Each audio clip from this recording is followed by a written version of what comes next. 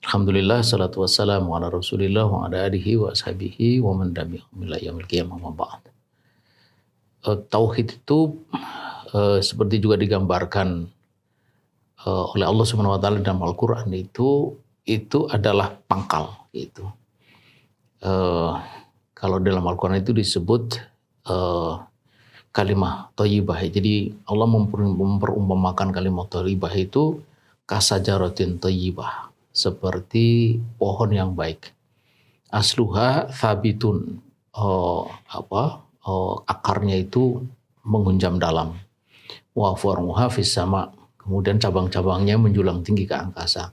Tu'ti ukulaha kullahin bi idni rabbiha. Kemudian dia mengeluarkan atau menghasilkan buah di setiap musimnya dengan izin Allah. Jadi pohon itu kekuatannya itu bukan dilihat dari batang, ranting, apalagi daun dan buahnya, tapi dilihat dari akarnya. Artinya jikalau akar itu kuat, maka pohon itu akan kuat, berdiri kokoh. Bahkan bagaimana pohon itu akan terus tumbuh bergantung pada akarnya. Bagaimana pohon itu terus tumbuh lalu berbuah atau menghasilkan buah itu juga sangat tergantung kepada apakah akar itu masih kokoh, masih menghunjam ke tanah atau tidak gitu. Itu menunjukkan bahwa kalimat thayyibah, yaitu kalimat la ilaha illallah, itu memang sesuatu yang sangat fundamental. Dia boleh disebut sebagai inti, tapi sekaligus juga sebagai pusat dari kekuatan kita punya agama gitu. Karena itulah maka Allah itu kan secara eksplisit itu bukan hanya sekedar menyatakan bahwa Allah itu ahad itu titik gitu. Tetapi kemudian jauh menjelaskan itu Allah somad, Allah tempat bergantung segala sesuatu. Artinya jikalau dia satu, maka dia satu-satunya juga bergantung segala sesuatu. Lalu, nah ini yang menjadi pokok perbincangan kita, lam yalid wa lam yulad, tidak beranak dan tidak diperanakan. Kenapa ada penegasan tidak beranak dan tidak diperanakan? Iya, sebab begitu beranak dan diperanakan, maka dia tidak lagi ahad. Dia pasti serupa dengan makhluknya gitu. Padahal ketika dia ahadun ahad, satunya satu itu, maka mestinya tidak ada yang menyerupai dia kan. Barang yang eksklusif kan barang yang tidak ada aduannya, itu namanya eksklusif itu. Nah, ketika dia punya anak dan diperanakan, maka apa bedanya dengan manusia? Di situ saya kira mengapa Allah Subhanahu wa taala itu melalui lisan baginda Rasulullah SAW itu begitu mengunggulkan, begitu mengistimewakan suratul Ikhlas itu gitu. Sampai-sampai kan ketika ada satu sahabat itu yang dia itu begitu cintanya kepada surat itu, surat Al-Ikhlas. Setiap kali sholat itu dia membaca banyak surat, tapi di awalnya pasti surat Al-Ikhlas. Itu surat Al-Ikhlas, kemudian surat yang lain. Begitu seterusnya sampai kemudian ditanya oleh sahabat yang lain, kenapa kau melakukan begitu gitu. Sampai kepada Nabi bertanya kenapa begitu. Kemudian dia mengatakan aku sangat cinta kepada surat ini. Lalu Nabi mengatakan kecintaanmu kepada surat ini memasukkan kamu ke dalam surga gitu. Lalu ada riwayat yang lain yang disebutkan di dalam kitab Al-Adhkar Nawawi, itu adalah hadis riwayat Baihaqi itu. Di sana digambarkan bahwa ketika Muawiyah bin Muawiyah meninggal itu sampai Nabi yang sedang perang di Tabuk itu diberitahu oleh malaikat Jibril untuk kembali untuk mensolati jenazah Muawiyah bin Muawiyah itu. Dan bukan hanya malaikat Jibril, tapi sampai 70.000 malaikat itu turun gitu. Lalu Nabi bertanya kepada malaikat Jibril, ini apa istimewanya dia sampai mendapatkan kehormatan begitu rupa? Lalu malaikat Jibril menyebut bahwa dia melazimkan membaca suratul Ikhlas itu, baik pada saat dia berbaring, duduk maupun berdiri. Tentu, dan kita semua tahu surat Al-Ikhlas tadi sudah dibacakan, tentu bukan hanya melazimkan membaca, tapi memahami dan mengamalkan gitu. Mengamalkan apa? Di situ intinya kan tauhid gitu. Artinya orang yang memahami suratul Ikhlas, memahami kemudian mengamalkan, dia akan memiliki tauhid yang kokoh gitu.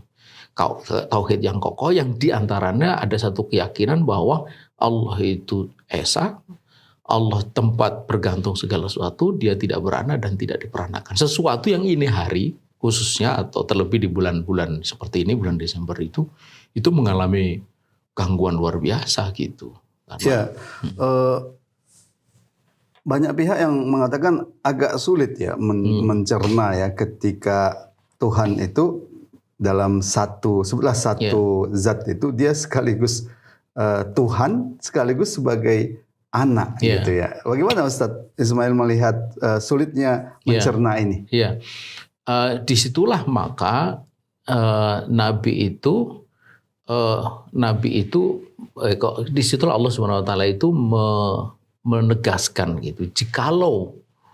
Jikalau karena Nabi Isa itu lahir tanpa bapak, kan itu. Karena dia lahir tanpa bapak, lalu dianggapnya itu sebagai anak Tuhan kan itu. Maka dan karena itu kemudian dianggap sebagai anak Tuhan, maka mestinya yang lebih layak atau lebih berhak, katakanlah begitu, disebut sebagai anak Tuhan adalah Nabi Adam. Karena Nabi Adam itu kan lahir bahkan tanpa bapak dan ibu gitu. Nah, sampai di situ kemudian Allah mengatakan, nah ini yang menurut saya akan menjawab tadi itu, bahwa keistimewaan itu bukanlah sesuatu yang boleh menjadi dasar untuk kita menyebut dia itu sebagai anak Tuhan.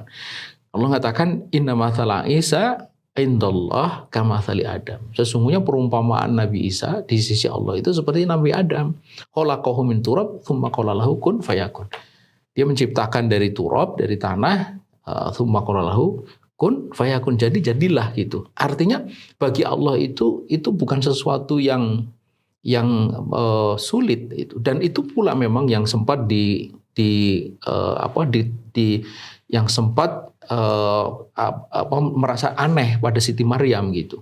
Siti Maryam kan ketika dikabarkan oleh malaikat Jibril, jadi yang disebut Roh Kudus itu adalah malaikat Jibril kan, dalam Al-Qur'an disebutkan wa arsalna ilaiha ruhana, kami mengutus kepada Siti Maryam ruhana, roh kami di situ itu bukan Roh Kudus dalam pengertian seperti yang kita sering dengar ini hari, tetapi malaikat Jibril kepada Siti Maryam tentang apa? Tentang dia bakal punya anak laki-laki, gulam gitu. Jelas itu anak laki-laki. Lalu Siti Maryam mengatakan, bagaimana?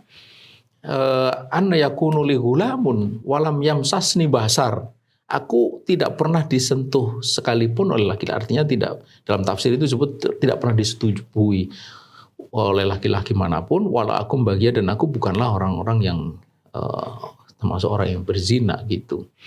Nah kemudian malaikat Jibril mengatakan wa kadzalika qala rabbuki huwa alayya hainun. Begitulah wahai Maryam berkata Tuhanmu itu, bahwa yang begitu itu perkara menciptakan manusia tanpa laki-laki itu hayinun, itu mudah. Kalau bahasa anak mudanya itu jaspinat itu mudah menciptakan, jangan lagi tanpa bapak ibu pun juga bisa seperti Nabi Adam tadi itu. Bukan hanya menciptakan manusia tanpa bapak ibu, menciptakan seluruh alam semesta yang begini rupa juga bisa gitu.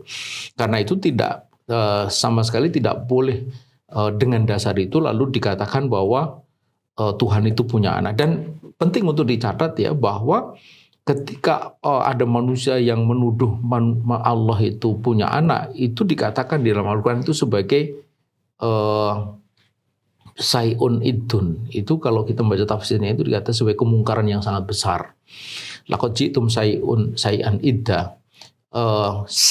Sebegitu mungkarnya sampai digambarkan di dalam ujung surat Maryam itu, takadus samawatu yatafattarna minhu wa tansaqul ardu wa tahirul jibalu hadda. Langit pecah, bumi terbelah, gunung runtuh, andang oleh rahmani walada. Oleh karena tuduhan bahwa Ar-Rahman itu Allah itu punya anak. Nah, kenapa gitu. itu dalam Islam itu dianggap persoalan yang sangat serius ya? Ya, justru itu karena salah satu keimanan kita kepada Allah itu ada keyakinan bahwa Allah itu laisa kamitslihi syai'un. Tidak ada yang menyerupainya gitu.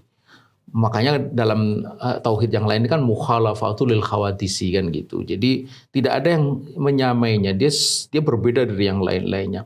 Kalau kemudian dikatakan Ar-Rahman punya anak, berarti sama dengan manusia kan gitu masalahnya. Apa gitu. implikasinya? Implikasinya kemudian berarti dia akan memiliki sifat-sifat seperti manusia. Ya, pertanyaannya kan kemudian terus bagaimana itu anaknya?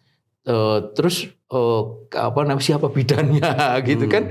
Terus bagaimana itu kok bisa punya anak? Lalu nanti kalau itu panjang lagi cerita itu kan karena sudah seperti manusia gitu. Termasuk otoritas terkait dengan hukum ya. Hukum. Ya. Jadi kalau ada Tuhan, dua Tuhan ini, hukum mana yang harus kemudian dirujuk? Gitu iya kan kalau ada Tuhan anak, ada Tuhan cucu kan gitu. Iya kan gitu. Dan kemudian macam-macam lah itu. Ya baik sebenarnya. Kemudian kita geser sedikit ke ini ya Natal yang sering dibahas di bulan Desember ini. Ada kalau dalam Islam itu kan dalam Al-Quran itu disebutkan bahwa kelahiran Nabi Isa alaihissalam itu kalau nggak salah di bawah pohon kurma ya benar. Bagaimana menjelaskan kemungkinannya itu di bulan Desember? Iya, jadi ya ini juga sering kita katakan ya ada banyak hal-hal yang tidak masuk akal atau hal-hal yang kalau bahasa ini itu sesuatu yang tidak sesuai dengan fakta itu khayal gitu ya. Khayal atau takhayul gitu. Termasuk dalam kaitannya dengan klaim kelahiran Nabi Isa itu dikatakan bulan Desember lalu pohon yang lekat dengan kelahiran Nabi Isa itu adalah cemara kan gitu, itu disebut pohon Natal.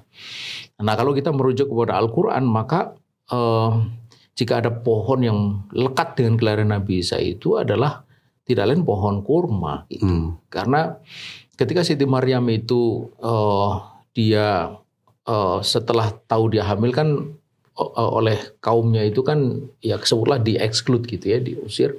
Kemudian dia pergi ke arah timur yang kalau di dalam ininya itu besar kemungkinan itu ke Jericho gitu. Di sana memang kota kurma itu. Banyak sekali pohon kurma dan memang di dalam surat Maryam ayat 22 sampai 26 itu disebutkan bahwa dia itu ketika kehamilan makin besar dia itu seperti terus gimana kalau bahasa kita itu terus ya opo aku gitu.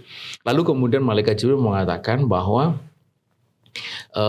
jangan khawatir kalau engkau butuh minum itu Allah sudah mengalirkan air. Kemudian kalau butuh makan maka di dalam surat Maryam disebut wa husi ilaiki bijidnin nahlah gitu. Goyangkanlah pangkat pohon kurma gitu. Jadi pohon kurma yang lekat dengan kelahiran Nabi. Kenapa digoyangkan itu? Supaya di situ disebutkan tu sakit alaiki rutoban jania. Supaya rutop itu runtuh gitu.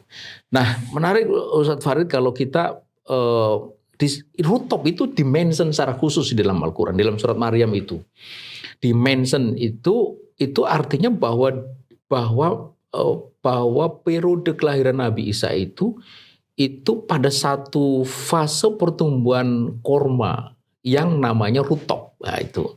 Nah kalau kita lihat kurma itu semenjak dari penyerbukan sampai menghasilkan rutop. Sebelumnya itu ada namanya itu macam-macam. Ada holal, ada kemudian kimri ya. Itu 120 sampai 130 hari. Let's say 120 berarti 4 bulan. Kalau dihitung dari Mei, Juni, Juli, Agustus, September. Jadi besar kemungkinan Nabi Isa itu lahir bulan September gitu. Saat kurma itu matang, rutop itu. Nah, kalau kita datang ke sana ke tanah suci itu kan memang bulan-bulan itu panen kurma gitu. Dan karena itulah maka kurma itu bisa digoyang lalu rutopnya itu runtuh gitu. Dan bukan bulan Desember. Kalau bulan Desember itu sudah lewat dari musim buah kurma gitu. Di kalangan internal agama Nasrani juga memang ada perdebatan juga ya tentang itu. Ustaz Ismail, kita mungkin bergeser ke masalah toleransi ya. Seringkali di bulan Desember ini isu toleransi itu muncul. Seolah-olah kalau umat Islam itu tidak mengikuti perayaan, sebutlah perayaan Natal itu dicap tidak toleransi. Bagaimana Ustaz Ismail sebenarnya menilai toleransi dalam Islam ini? Islam itu adalah agama yang sangat mengerti bagaimana memperlakukan orang yang beragama selain Islam. Yang pertama bahwa tidak boleh mereka dipaksa untuk masuk Islam. Itu jelas sekali itu. La ikraha fid din. Seingin apapun kita untuk dia masuk Islam tak boleh dipaksa. Diserukan, didorong, dibujuk, dijelaskan itu boleh, tapi dipaksa tidak boleh. Itu satu. Kemudian yang kedua, kita tidak boleh mengganggu atau mencela keyakinan mereka, utamanya mencela apa yang mereka sebut sebagai Tuhan. Nah, itu tidak boleh. Di dalam Al-Quran itu disebutkan wala tasubul ladina la yad'una min dunillah. Janganlah engkau mencela orang-orang yang bertuhan selain Allah. Itu artinya mencela Tuhan-Tuhan mereka itu tidak boleh. Fa yasubullahu adwan bighairi ilm. Mengapa? Karena mereka akan balik mencela Tuhan, itu mencela Allah itu tanpa ilmu. Kalau mengkritisi seperti surat Al-Ikhlas itu bukan kategori mencela. Tidak mencela karena kita sedang menjelaskan apa keyakinan kita. Nah, itu tidak mencela. Yang disebut mencela itu kalau kita menunjuk fisik Tuhannya kayak gitu-gitulah gitu ya. Itu tidak boleh. Tapi ini kan sedang menjelaskan pandangan kita tentang Nabi Isa. Itu tidak mencela. Dan karena memang ada di dalam ajaran kita, lalu keyakinan kita tentang bahwa Nabi Isa itu lahir bulan apa itu ada di sini. Kemungkinan lalu pohon apa yang lekat dengan kelahiran Nabi Isa ada juga disebutkan di dalam surat Maryam tadi itu. Jadi itu tidak termasuk mencela. Itu yang kedua. Kemudian yang ketiga, tidak mengganggu perayaan hari besar mereka itu. Itu toleransi. Jadi ketika mereka merayakan Natal, kita membiarkan. Itulah toleransi kita gitu. Tidak sampai ikut serta. Jadi toleransi bukan partisipasi. Ini sekarang ini ada pemahaman toleransi yang kebablasan gitu. Seolah-olah kita ini kalau tidak partisipasi tidak toleransi. Hingga sekarang itu ada banyak orang Islam itu yang di berbagai instansi atau lembaga itu bukan hanya hadir tetapi bahkan menjadi panitia. Itu saya kira sudah kebablasan gitu. Enggak. Apalagi sekarang toleransi itu kemudian dikaitkan dengan radikal. Jadi kalau kita lihat kan karakter radikal yang sering diangkat itu intoleran. Ketika dia intoleran, dia menjadi radikal. Ketika dia menjadi radikal, dia kemungkinan besar jadi teroris. Nah, itu kan seolah-olah toleransi ini menjadi suatu hal yang sangat menakutkan ketika orang dituding Anda tidak toleran. Oh, itu takut karena lanjutannya itu jadi teroris begitu. Radikal teroris. Nah, bagaimana Ustaz Ismail melihat ini? Ya, ini memang satu nuansa politis yang menurut saya itu kurang bagus. Mengapa? Karena ini berarti mendesakkan kita untuk menerobos batas-batas keyakinan agama kita gitu. Dengan penyebutan bahwa kalau kita tidak melakukan itu akan dianggap sebagai tidak toleran lalu radikal gitu. Padahal di situ ada batas. Batasnya adalah tadi keimanan tauhid itu. Kita bisa mengatakan justru kalau mereka itu memaksakan kita untuk menerobos batas-batas keyakinan kita, itu mereka itulah yang tidak toleran gitu. Mestinya kan sudah tahu bahwa kita itu tidak bisa meyakini itu, tidak bisa ikut serta, tidak bisa berpartisipasi, ya sudah sampai di situ gitu. Tidak boleh dipaksakan, apalagi kemudian disebut dengan aneka macam sebutan yang tidak senonoh. Penting diingatkan bahwa Natal bersama yang dimaksud dulu dalam sejarahnya itu adalah bersama antara Kristen Protestan dan Kristen Katolik gitu. Kenapa pula sekarang ini diartikan Natal bersama dengan umat Islam? Dari disitulah juga penting kita ingatkan bahwa fatwa MUI yang diterbitkan pada masa kepemimpinan Buya Hamka tahun 80-an, 81 itu masih valid. Haram umat Islam ikut serta dalam Natal, itu perayaan Natal, karena itu tidak sesuai dengan keyakinan kita kepada Allah, prinsip tauhid tadi. Ya. Terima kasih Ustaz Ismail. Pemirsa, demikian perbincangan kita tentang suatu hal yang sering dibicarakan di bulan Desember ini. Seorang Muslim tentu harus menjaga akidahnya, yaitu akidah Islam yang memiliki karakter utama yaitu prinsip tauhid. Ya, toleransi bukanlah berarti partisipasi mengikuti kegiatan agama mereka. Ya, toleransi artinya apa? Membiarkan orang-orang non-Muslim untuk beribadah menurut agama mereka, bukan melibatkan orang Muslim dalam perayaan agama mereka. Itulah toleransi. Semoga bermanfaat. Assalamualaikum warahmatullahi wabarakatuh. Waalaikumsalam warahmatullahi wabarakatuh.